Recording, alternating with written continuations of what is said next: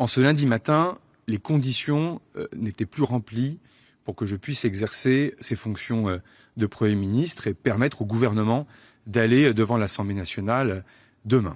Il suffirait de peu pour que ça fonctionne. J'avais dit ici même, on va y arriver, et je veux le redire, dans le secret des échanges que j'ai pu avoir, il suffirait de peu pour que l'on puisse y arriver. En étant plus désintéressé pour beaucoup, en sachant aussi faire preuve d'humilité, peut-être aussi un peu parfois d'effacement de certains égos.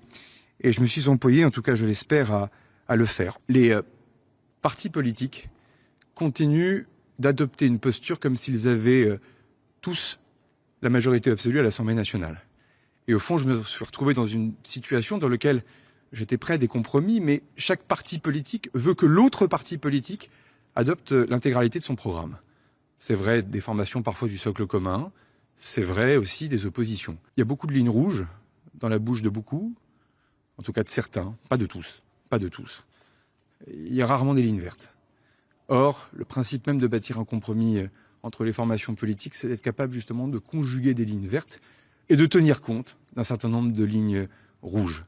Mais on ne peut pas être dans les deux extrêmes, et certaines formations politiques de l'opposition l'ont compris, et je tiens à les remercier. Désormais, il faut que l'on puisse avancer, en tout cas que celles et ceux qui veulent trouver un chemin pour le pays puissent avancer.